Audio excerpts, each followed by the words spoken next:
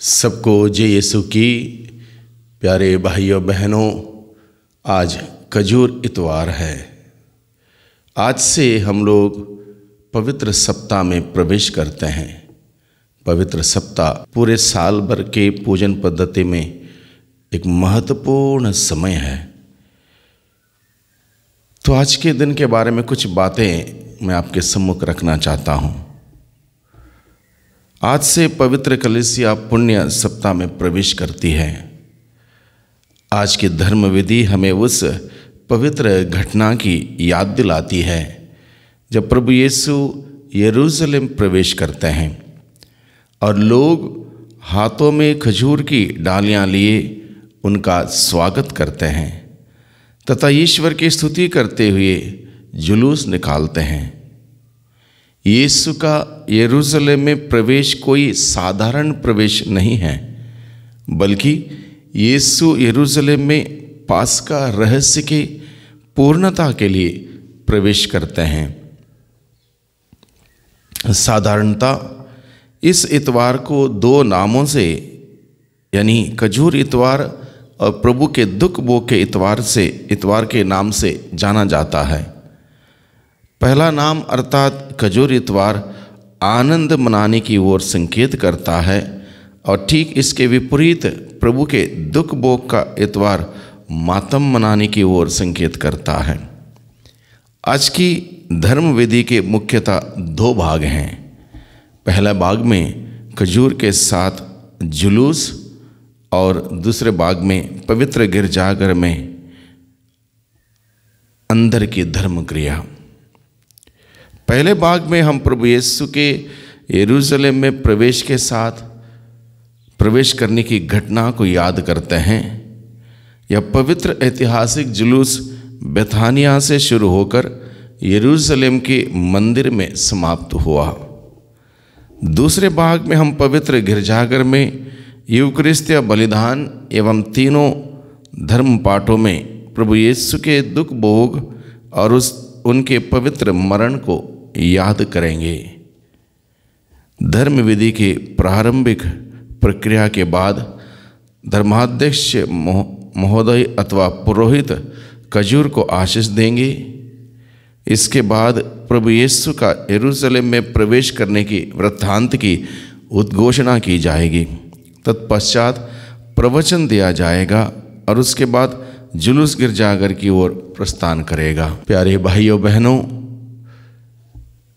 लोगों ने सोचा कि प्रभु यीशु मसीह एक समाज सुधारक, एक देश के नेता के रूप में उन्होंने समझा था, इसलिए उन्होंने खजूर की डालियां लिए दाऊद के पुत्र को होशाना के नारे लगाए और उस यात्रा में लोगों ने ना केवल डालियां लिए होशाना के नारे लगाए, बल्कि अपने कपड़े तक बिछाकर उनका इतना आदर सम्मान के साथ स्वागत किया, क्योंकि अब लोग ये सोच रहे थे आखिर हमें एक राजा मिल गए हैं जो हमारा हर प्रकार का ख्याल रखने वाले, हर प्रकार का ध्यान रखने वाले, हमें खिलाने पिलाने वाले, हमारे सुख सुविधा के बारे में सोचने वाले एक ऐसा राजा हमें मिलेंगे। इसलिए लोगों ने बड़े उत्साह के साथ, आनंद के साथ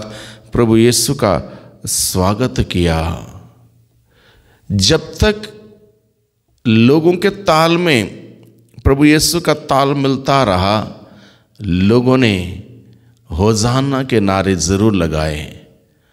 लेकिन बाद में जब लोगों को पता चला कि ये हमारे मतलब का राजा नहीं है, हमारे ताल में ताल नहीं बिठाने वाला है, इसका राज्य इस दुनिया का नहीं है, ये सत्य पर आधारित जीवन बिताने वाले हैं, न्याय और प्रेम का इनका सिद्धांत है, और ये बात लोगों को खटकने लगी। इसलिए बाद में वही जनता जिन्होंने बड़े हर्ष और उल्लास के साथ, आनंद के साथ उस नारे लगाए थे होशाना के, वही जनता बाद में कह उठती है, इसे क्रूस दीजिए। भाइयों बहनों, एक छोटा सा प्रसंग, इस पर हम लोग मनन चिंतन करें। कि लोग आज के दिन में कितने मतलबी हैं। जब तक मेरी इच्छा के अनुसार, मेरे सोच के अनुसार, मेरे विचारों के अनुसार कुछ होता हो, उसके लिए मैं साथ देता हूँ। जब मेरे विचार, सोच विचार के अनुसार नहीं होता हो, मैं उसका विरोध करता हूँ। ये जनता का नियम है, दुनिया का नियम है। दुनिया इसी बात को जानती है, इसी बात को मानती है, और यही बात प्रभु यीशु के साथ होता है। और इसी बात का हम लोग याद करते हैं। आज के दिन में प्रभु यीशु का यरूशलेम प्रवेश के साथ क्या क्या हुआ, इन सभी बातों को आज के दिन में हम स्मरण करते हैं। तो इस संदर्भ में हम सबों के लिए बुलावा है, हम सबों के लिए बुलावा है इस बात पर विचार करने के लिए, क्या मैं उस भीड़ के साथ हूँ या फिर उस यीशु के साथ जो संसार के मुक्तिदाता है उसके साथ हूँ। तो हम अपनी फ़ायदा ना देखें, व्यक्तिगत हमारी स्वार्थ को पूरा करने की चेष्टा ना करें, बल्कि प्रभु यीशु को जानें। प्रभु क्यों आए इस दुनिया में, उस बात को समझें। प्रभु का सिद्धांत क्या है, प्रभु का वचन क्या है, उसको हम ग्रहण करें। अगर प्रभु को ग्रहण करेंगे हमें मुक्ति मिलेगी, प्रभु में विश्वास करेंगे तो हम अनंत जीवन प्राप्त करेंगे। इसलिए आज के दिन के इस प्रसंग में हम लोग विशेष रूप से प्रभु यीशु पर हम अपना ध्यान केंद्रित करें। जैसे कि आज के दूसरे पार्ट में हम सुनते हैं जो फिलिपियों को लिखे हुए पत्र से लिया गया, अध्याय 2 पद संख्या 6 से 11 यहाँ पर लिखा है, वो वास्तव में ईश्वर थे और उनको पूरा अधिकार था कि वह ईश्वर की बराबरी करें, फिर भी उन्होंने दास का रूप धारण किया और मनुष्यों के समान बनकर अपने को दीनहीन बना लिया। इसलिए ईश्वर ने उनको वह नाम प्रदान किया जो सभी नामों में श्रेष्ठ है, जो आकाश, धरती और अधोलोक में सर्वश्रेष्ठ है। यानी कि प्रभु ने अपने आप को दीनहीन बना लिया। वो ईश्वर की बराबरी कर सकते थे लेकिन नहीं, अपने को छोटा बना दिया, मनुष्य बना, दास बना। इस प्रभु का अनुसरण करने के लिए हमें बुलाया है। जो दीनहीन बनने को तैयार हैं, जो छोटा बनने को तैयार हैं, जो हर प्रकार के दुख संकट का सामना करने को तैयार हैं, कोई सुख सुविधा वो नहीं चाहता, बल्कि अपने मिशन को गंभीरता से लेकर उसको पूर्ण करने के लिए हर प्रकार का तपस्या और बलिदान चढ़ाने को तैयार है, उस प्रभु का हम अनुसरण करें।